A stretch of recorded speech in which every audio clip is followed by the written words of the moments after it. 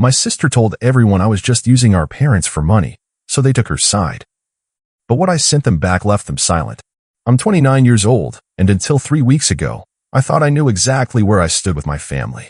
Turns out I was living in a fantasy world, and my sister Victoria was about to shatter it completely. Let me paint you a picture of my life for the past 7 years.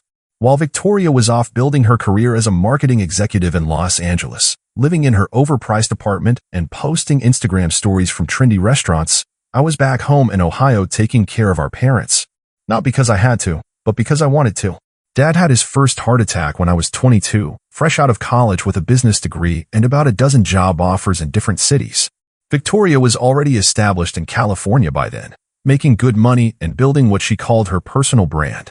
When Dad's second heart attack hit 2 years later, followed by Mom's diabetes diagnosis, someone needed to step up. Victoria's response was to send flowers and call once a week. My response was to move back home. I took a job at the local credit union, nothing glamorous, but steady work that let me be there when Mom needed rides to her endocrinologist appointments or when Dad had to go in for his cardiac checkups. The pay wasn't amazing, but I wasn't paying rent either.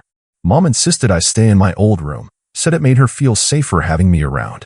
Victoria would visit maybe twice a year, usually around holidays, and spend most of her time taking photos for social media and complaining about how boring our hometown was.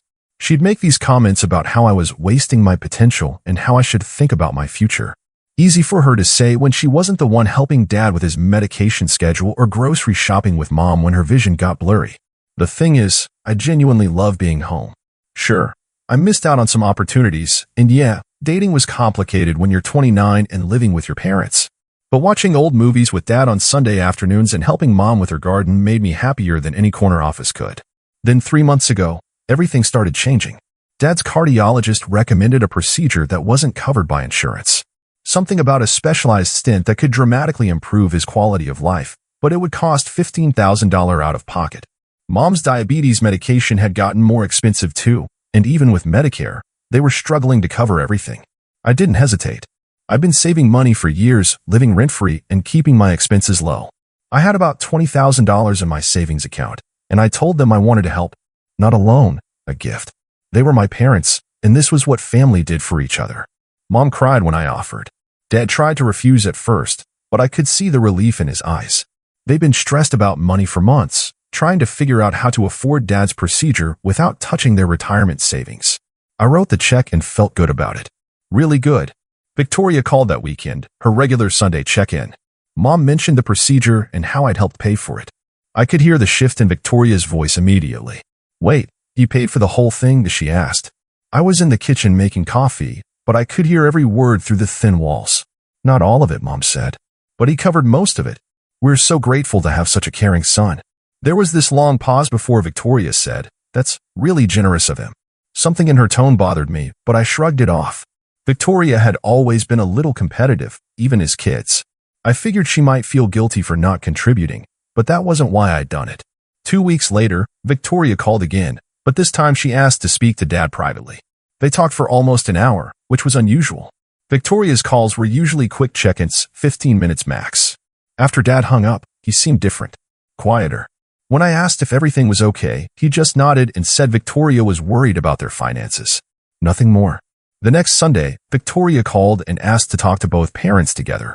Another long conversation. This time, when they hung up, both Mom and Dad looked at me differently.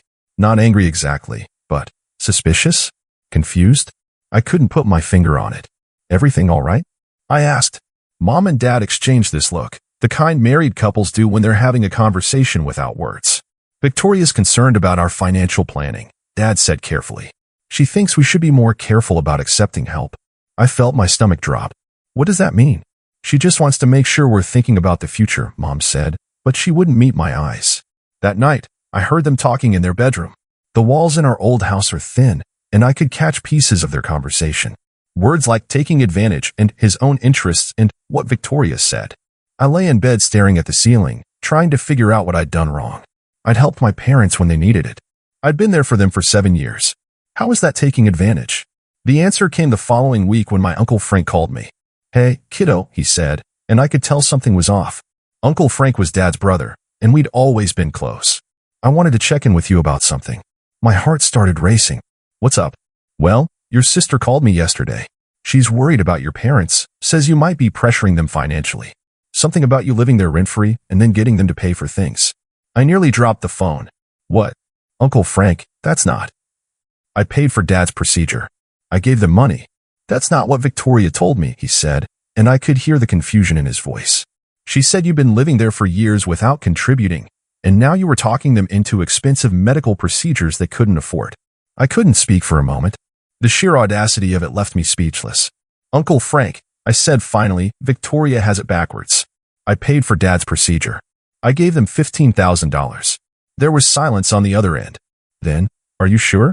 Because Victoria seemed really concerned. She said she was thinking about moving back to help them out financially since they were struggling so much. That's when it hit me. Victoria wasn't worried about our parents. She was worried about her inheritance. After Uncle Frank's call, I realized Victoria's campaign was bigger than I thought. Over the next few days, I got similar calls from other relatives. Aunt Linda, Mom's sister, called to check in about the family's financial situation. Cousin Greg mentioned he'd heard our parents were having money troubles and wondered if they needed help. Each conversation followed the same pattern.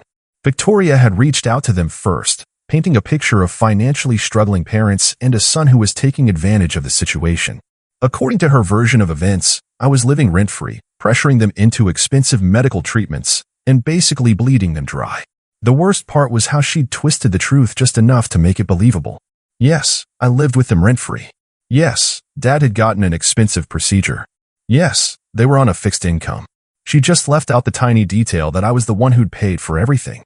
I tried talking to Mom and Dad about it, but they'd become distant. Conversations that used to flow naturally now felt strained. Dad would give me these searching looks, like he was trying to figure out my motives. Mom started insisting on paying for groceries when we went shopping together, even though I'd been covering that expense for months. The breaking point came 2 weeks later when Victoria announced she was coming home for a family meeting to discuss our parents' financial future. She arrived on a Thursday evening, rolling up in a rental car that probably cost more per day than I made in a week. I watched from my bedroom window as she got out, dressed in some designer outfit that screamed successful daughter who actually made something of herself. Dinner was awkward. Victoria dominated the conversation, talking about her job, her apartment, her latest business trip to New York. She kept making these subtle digs about responsibility and planning for the future, always directed at me. It's so important to think long-term, she said, cutting her salmon with precise movements. You can't just drift through life hoping someone else will take care of everything. I bit my tongue and focused on my food. After dinner, Victoria suggested we all sit down in the living room for a serious conversation. The way she said it made my skin crawl, like she was the parent and we were all children who needed to be managed. I've been thinking a lot about your financial situation, she began, looking at Mom and Dad with this expression of fake concern.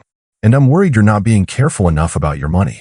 Dad shifted uncomfortably in his recliner. We're doing fine, honey. Are you though? Victoria pulled out her phone and started scrolling through what looked like notes. Dad's procedure cost $15,000. That's a huge chunk of your retirement savings. Actually, I interrupted. I paid for that procedure. Victoria looked at me like I'd said something incredibly naive. Right, but where did that money come from? You've been living here rent-free for 7 years. By my calculations, that's at least $84,000 in housing costs you haven't paid. The accusation hung in the air like smoke. Mom and Dad both turned to look at me, and I could see the doubt creeping into their eyes. So really, Victoria continued, you paid for Dad's procedure with money you should have been contributing to household expenses all along. I felt my face get hot. That's not how it works, Victoria. They invited me to stay here. I've been helping with groceries, utilities, maintenance. Have you though? She tilted her head like she was genuinely curious. Because I looked at their bank statements when I was here at Christmas, and I didn't see any regular contributions from you. Wait, she looked at their bank statements? Who does that? Victoria, Dad said quietly, that's not really it. Dad, I'm trying to help, she said, reaching over to pat his hand. You and Mom are too generous for your own good. You've let Connor live here rent-free for years, and now he's manipulating you into thinking he's being generous when he finally contributes something. Manipulating. The word hit me like a punch to the gut. I haven't manipulated anyone, I said, my voice shaking with anger. I moved back here to help take care of you both. I've been to every doctor's appointment, picked up prescriptions, handled repairs around the house. All while living rent-free, Victoria interrupted. And now you want credit for finally paying for something? Connor, that's not generosity. That's paying back a debt. Mom was looking between Victoria and me like she was watching a tennis match. Dad was staring at his hands, his face pale. "This is ridiculous," I said, standing up. "I can't believe you're twisting this into something selfish." "I'm not twisting anything," Victoria said calmly. "I'm just pointing out that actions have consequences. You chose to stay here instead of building a career. You chose to remain financially dependent on our parents. And now you're acting like you're some kind of hero for finally contributing." "Financially dependent?" I laughed, but there was no humor in it. "Victoria, I have a job. I pay my own bills. I buy my own food most of the time. The only thing I don't pay for is rent, and that's because Mom and Dad insisted." "Of course they insisted," Victoria said. "They're your parents. They love you. But love doesn't pay for retirement or medical bills or home repairs." She turned back to Mom and Dad, her expression softening into something that looked like compassion but felt like manipulation. "I think I need to step up more," she said. "I've been so focused on my career that I lost sight of what really matters. Family." She paused for effect, letting that word hang in the air. "I'm thinking about moving back," she continued. "My company has remote work options now, and I could help out more financially. Make sure you're not being taken advantage of." The room went dead silent. Even the old grandfather clock in the corner seemed to stop ticking. "You want to move back?" Mom asked, and I could hear the hope in her voice. "I think it's time," Victoria said. "Connor's had his chance to figure things out, but maybe it's time for someone with better financial planning skills to take the lead." I stared at her, finally understanding what this was really about.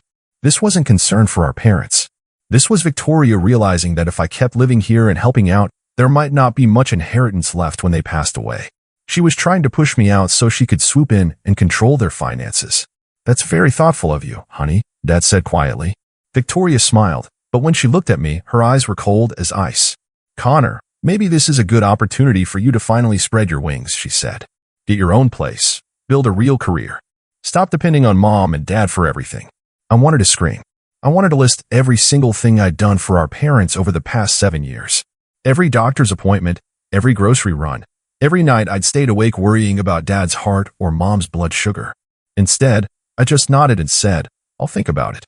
But I was already thinking about something else entirely. Victoria thought she was so smart, playing the long game and manipulating everyone around her. What she didn't know was that I'd been keeping records of everything.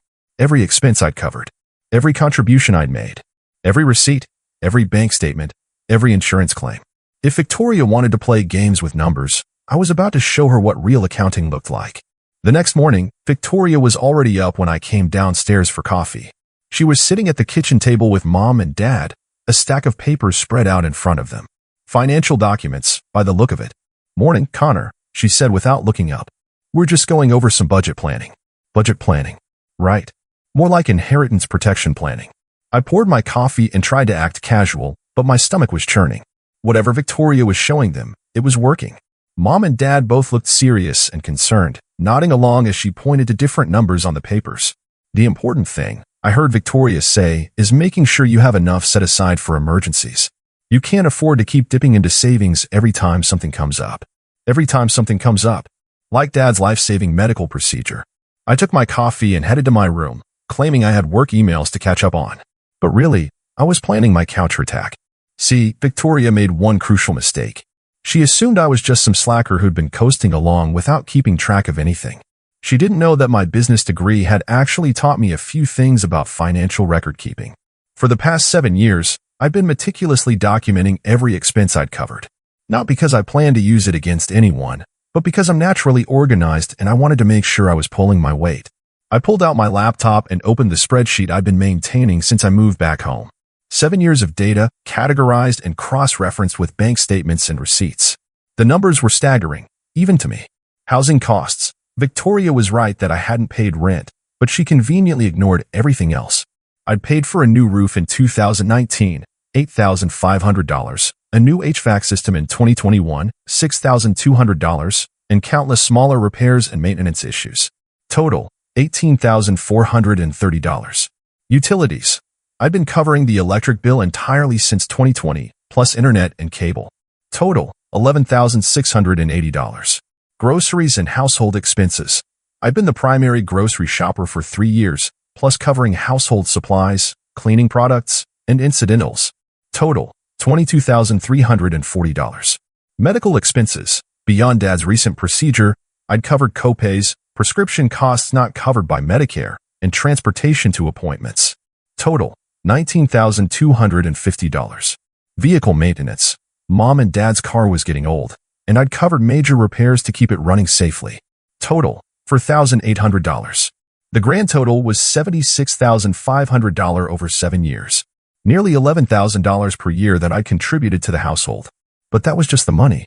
The spreadsheet didn't capture the countless hours I'd spent driving them to appointments, staying up late when Dad had chest pains, researching treatment options, or simply being there to provide companionship and support. I spent the morning compiling everything into a comprehensive report. Bank statements, receipts, appointment records, repair invoices. Everything organized chronologically with clear summaries and totals. Then I did something that felt a little petty but absolutely necessary.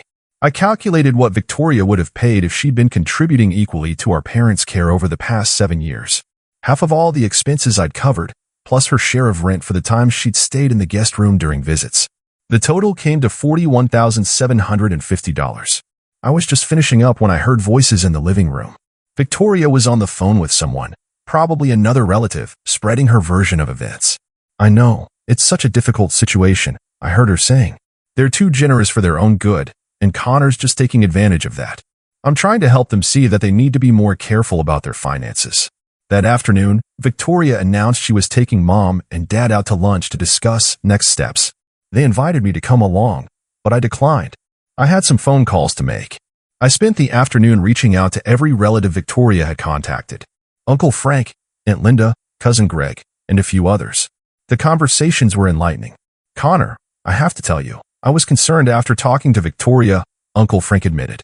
But now I'm wondering if I got the whole story. I didn't go into details over the phone. Instead, I told each of them that I was putting together some information to clarify the situation, and I'd be sending it to them soon. When Mom, Dad, and Victoria got back from lunch, the atmosphere in the house was tense. Victoria looked pleased with herself, while Mom and Dad seemed uncomfortable. How was lunch? I asked. Very productive, Victoria said. We talked about setting up a more structured financial plan going forward. That evening, Victoria cornered me in the kitchen while Mom and Dad were watching TV. Connor, I hope you understand this isn't personal, she said, her voice dripping with fake sympathy. I'm just looking out for our parents' best interests. I looked at her for a long moment, the sister I'd once looked up to, and realized I didn't recognize her anymore. Somewhere along the way, she'd become someone who could look at our parents' struggles and see only dollar signs. You're right, Victoria, I said. It's not personal. It's business. And I'm pretty good with numbers too. She frowned, not sure what I meant. I've been putting together some financial records, I continued, just to make sure everyone has the complete picture. Her frown deepened. What kind of records? Oh, you know, expenses, contributions, that sort of thing. I think the family should see exactly how the finances have been handled over the past 7 years. For the first time since she'd arrived, Victoria looked uncertain. Connor, I hope you're not planning to make this more complicated than it needs to be. I smiled, and I could tell it unsettled her.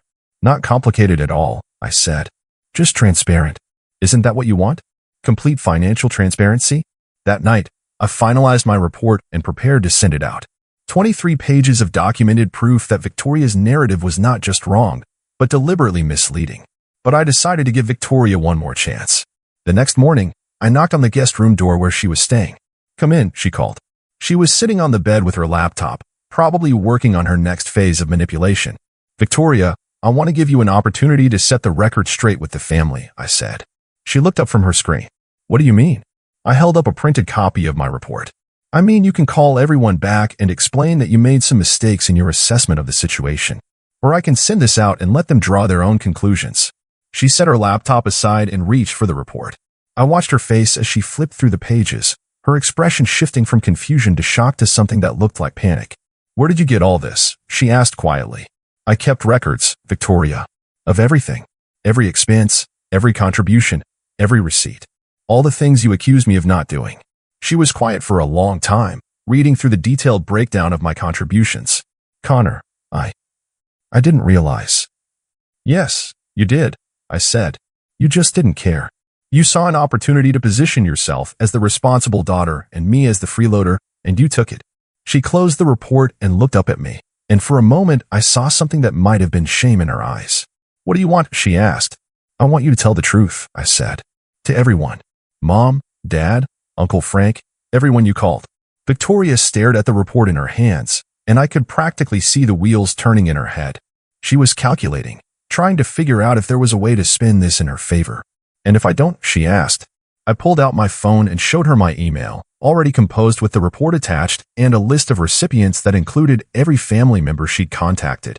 Then I send this out in 1 hour, and everyone can decide for themselves who's been taking advantage of whom. Victoria stared at my phone screen for a long moment, reading the list of email recipients. I could see her mind racing, trying to find an angle, a way to salvage her narrative. But the numbers in that report were damning, and she knew it.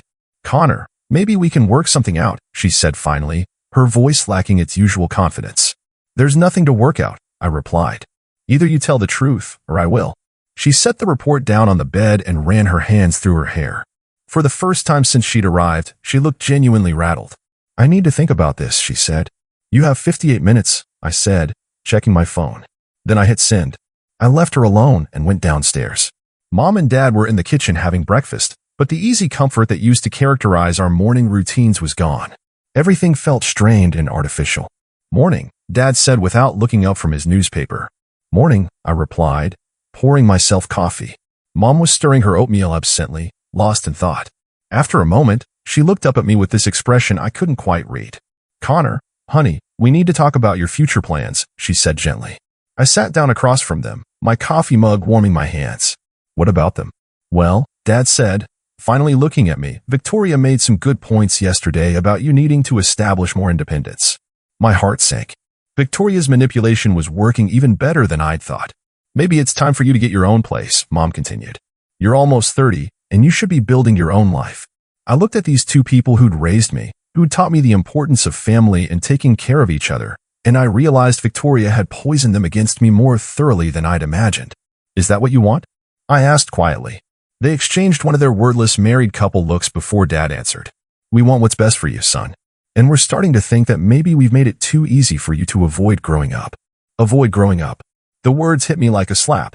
23 minutes later, Victoria came downstairs. She looked like she'd been crying, which was unusual for her. Victoria wasn't a crier. Mom, Dad, she said, her voice shaky. I need to tell you something. She sat down at the table, and I could see her hands trembling slightly. I made some mistakes, she began. About Connor's situation. About the finances. Mom and Dad looked confused. What kind of mistakes? Dad asked. Victoria glanced at me, then took a deep breath. I accused Connor of taking advantage of you financially, but I was wrong. Really wrong. The kitchen went silent except for the ticking of the old wall clock. I don't understand, Mom said. Victoria's voice was barely above a whisper.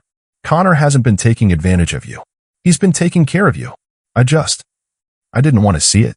Over the next 10 minutes, Victoria laid out the truth. Not all of it, and not without trying to soften her own role in the deception, but enough to make Mom and Dad understand what had really been happening. She admitted that I'd been covering major household expenses. She admitted that I'd paid for Dad's procedure entirely out of my own savings. She admitted that she'd twisted the facts when she called other family members. What she didn't admit was that this had all been a calculated attempt to protect her inheritance. Some truths were apparently too ugly even for a confession. When she finished, the silence in the kitchen was deafening. Dad was the first to speak. Connor, is this true? I nodded. I have documentation if you want to see it. Why didn't you tell us about all the expenses you were covering? Mom asked, her eyes filling with tears. Because I didn't want you to feel guilty about accepting help, I said. And because I didn't think I needed to keep score. You're my parents. Dad put his head in his hands. We owe you an apology, son. A big one. You don't owe me anything, I said. I helped because I wanted to help. But even as I said it, I felt the weight of everything that had happened. Victoria's accusations. Mom and Dad's willingness to believe them. The conversations about me needing to move out and grow up. Some damage couldn't be undone with just an apology. Victoria excused herself and went upstairs to pack. Her flight back to Los Angeles was that evening, and suddenly everyone seemed eager for her to be on it. After she left the kitchen, Mom reached across the table and took my hand. Connor, we're so sorry, she said, tears streaming down her face. We should have known better. We should have trusted you. I don't understand how we let Victoria convince us otherwise, Dad added, shaking his head. Everything she said went against everything we know about you. That afternoon, I sent out a modified version of my report to the family members Victoria had contacted. Not the full 23 pages, but a summary that set the record straight. The responses started coming in within hours. Uncle Frank called to apologize and tell me he'd never doubted my character. Not really. Aunt Linda sent a long email expressing her regret for believing Victoria's version of events. Cousin Greg texted to say he'd always known I was the good one in the family. But the damage to my relationship with Mom and Dad was harder to repair. They were genuinely remorseful, but I couldn't forget how quickly they turned against me. How readily they believed that I was manipulating them after 7 years of demonstrated loyalty and care. Victoria's flight was delayed, so she didn't leave until late that night. She tried to talk to me before she left, cornering me in the hallway as I headed to my room. "Connor, I want you to know I'm sorry," she said. "I was wrong about everything." I looked at her, this person who'd been my big sister, my role model when we were kids. "No, Victoria," I said. "You weren't wrong. You knew exactly what you were doing." She flinched like I'd hit her. "You saw Mom and Dad getting older and realized that every dollar they spent on medical care or home repairs was a dollar that wouldn't be in your inheritance. So you decided to paint me as the villain and position yourself as their financial savior. That's not it." "Yes, it is," I interrupted. "And the worst part is that it almost worked. Mom and Dad were ready to kick me out of the house based on your lies." Victoria's face crumpled, and for a moment she looked like the little girl who used to follow me around when we were kids. "I was scared," she admitted. "Scared that I'd been a terrible daughter. Scared that you were the good one, and I was just the selfish one who moved away. So you decided to tear me down instead of building yourself up?" She didn't have an answer for that. 2 weeks later, I made a decision that surprised everyone, including myself. I moved out.